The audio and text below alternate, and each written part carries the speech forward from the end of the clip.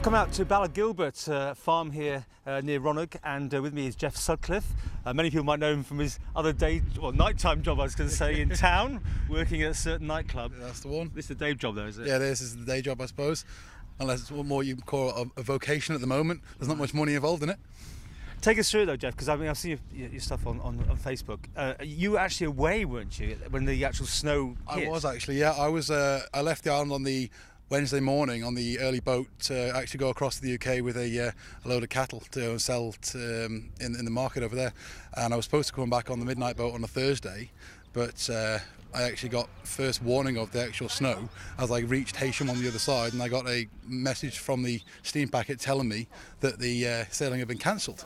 So then we had the job of trying to get on the next boat, which was unfortunately not until the Saturday afternoon, I think it was. So I arrived home in Douglas at about 9:25 on the Saturday night, not knowing what the situation was, and finding there was no snow in Douglas, so wondering what everybody had been going on about, after I'd had a friend of mine tell me that things were atrocious and awful and come to get some stock in for me.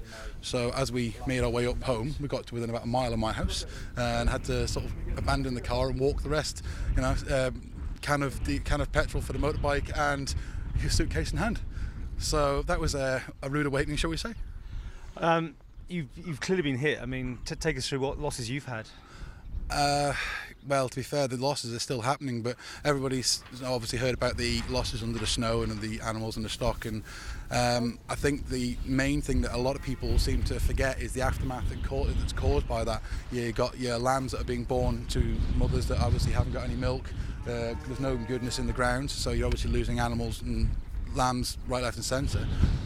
I've mainly lost, I've lost numerous amounts of sheep and even more a number of lambs, unfortunately. So it's not looking good for this year, really. Take us through. I mean, the aftermath is this grass looks the wrong colour to me, and I'm a townie, but that shouldn't be that colour, should it? Yeah, the aftermath of this is actually, as you can see, there's no grass anywhere. At this time of year, we'd be expecting probably 2 to 3 inches of grass on this field, but it's just not come. It's in the last 2 days, it's maybe started to just change colour, so I think we're probably about 6 weeks behind schedule, really.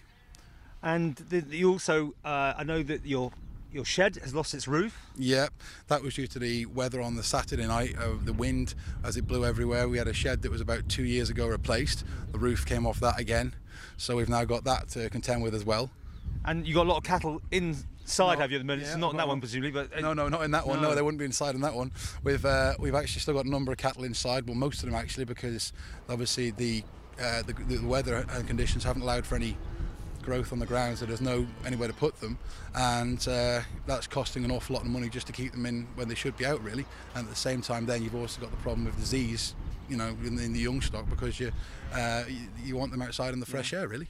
Well, we're seeing some of the pictures you provided here, looking after your livestock. But if that was enough, then your fencing's been hit. This is just on top of everything else. Tell us this story. Yeah, that was the cream on the cake, actually. I think for me, after you've actually got the devastation caused by the snow and whatever, then you get the Manx government coming to clear the roads, which is fair enough. They did the best they could, but they're actually then dumping the snow over the fences, and the fences are then being squashed, which then puts the whole situation further back, because you've then got ground that the grass is on, but you can't then use it because you've got your fences that have been squashed and in the process. I mean, this is not just a little bit, this is a lot of fencing that's gone. Yeah, there's quite a lot of quite a numerous amount of meterage of fencing gone.